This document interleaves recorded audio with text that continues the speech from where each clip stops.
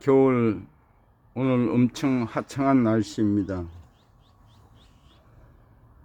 결혼이란 사랑도 성장해가는 것, 아주 섬세하게 아주 조심스럽게 가꾸어 나가야 하고, 사랑의 완성 후 결혼을 하게 된다. 하나님께서는 하나님의 형상대로 아담과 하와를 만드셨고 결혼으로 그들을 축복하셨다. 결혼이란 하나님이 인간에게 축복으로 내리신 최초의 제도다. 결혼이 얼마나 중요한가, 얼마나 아름다운가. 결혼은 하나님의 명령입니다. 하나님이 성경에 기록된 최초의 노래를 부르는 영광을 결혼식에서 아내를 맞이하는 신랑에게 양보하셨다. 결혼이란 계약이 아닌 은혜임을 기억하라. 성경 말씀에 아내들이여 자기 남편에게 복종하기를 주께 하듯 하라.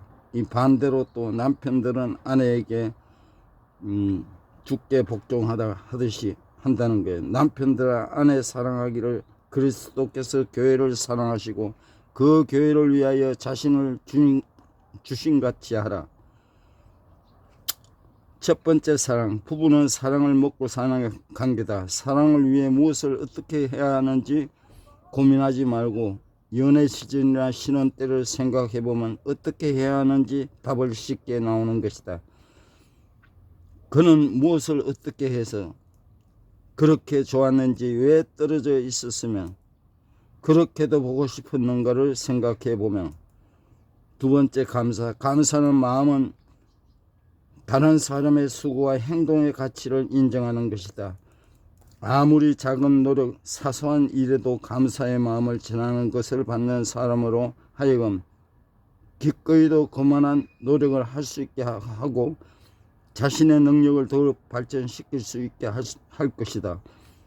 받은 사람도 준 사람에게 뿐만 아니라 다른 사람에게 그만한 보답을 해야 하게 한다. 세 번째, 이해. 나의 시선으로 상대방을 보는 것이 아니고 상대방의 입장에서 되어 나를 보는 것이다. 나의 주장을 관철시키는 것만 아니라 자신의 위상과 자존심을 세우는 것이 아니라 나를 낮추어 상대방을 이해해 줌으로써 자신도 이해받을 수 있고 인정을 받을 수 있다. 여자와 남자는 완전히 틀리다. 그러나 그것을 이해하려면 하성남자 금성여자 세계적인 베스트셀러를 읽어보면 안다. 네 번째, 보살핌. 서로가 아끼고 그 사람을 지켜 돌봐주는 것이다. 상대를 배려해 주려는 태도는 관심을 가지고 관계를 지속적으로 유지하려는 자신의 마음을 표출하는 것이다. 누군가를 자신에게 특별한 존재임을 암시하는 것이다. 보살핌도 요령이 있다. 일방적으로 하지 말고 의견을 물어보면서 하자. 배우자를 보살펴줄 사람이 누구게 있는가? 진실. 다섯 번째, 진실. 부부는 서로 간에 숨기는 것이 없어야 한다. 사랑, 애정 등을 가식적으로 표현하면서 어느 것 하나를 숨기게 된다면 그것이 나중에 어떤 경로를 통해 상대방에게 전달되었을 때 배신감을 생각해보자. 자신이 먼저 상대방을 믿고 상대방을 믿는 만큼 모든 것에 진실해야 한다.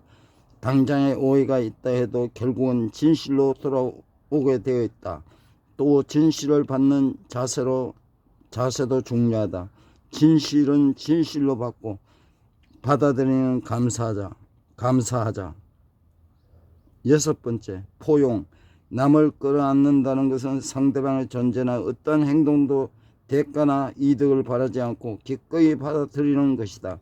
그러한 마음은 상대를 인정하고 신뢰를 쌓아왔을 때 이루어지며 그 사람을 신뢰할 수 있다는 마음에서 출발하는 것이다.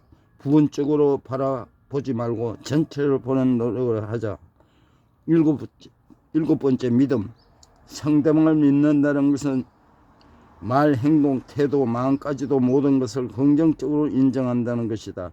신뢰도 구축된 관계는 어떤 외압에도 쉽게 깨지지 않으며 실수나 잘못도 관대한 마음으로 용서해 줄 수 있는 것으로서 그 관계를 지속할 수 있다. 또 신뢰를 지키기 위해 서로를 속이거나 시험하지 않는 것이다. 부정적으로 파고들지 말고 긍정적으로 끝까지 이해하는 마음이다. 8번째, 존중. 한 사람의 희생으로 이루어진 행복의 쌍방의 행복이 아니라 일방의 행복을 강요하는 그릇된 것이다. 존중하는 마음 없이는 상대방을 배려할 수 없으며 수평적인 관계 아닌 수직적인 관계가 될 수 있다. 이는 참으로 불행한 관계로 희생하는 쪽이 이를 더 참고 견디지 못하면 언제든지 참담한 결과를 소환하게 된다. 끝까지 존중해 주면서 그 존중의 힘이 뒷받침되어 언젠가는 그런 사람으로 변화하게 된다. 부인을 칭찬하는 것이 팔불출이 아니다. 옛날에 가부장적인 것은 대한민국이었지만 지금은 수평적으로 가고 있다. 부부는 수직적인 관계가 아니라 수평적인 관계다. 사랑하는 친구 여러분, 바람직한 부부의 모습은 어떤 모습일까요? 우리나라는 아직도 가부장적 잔언이 남아 있어서 남편이 아내에게 군림하려는 태도가 있습니다. 그런 태도는 옳지 않습니다.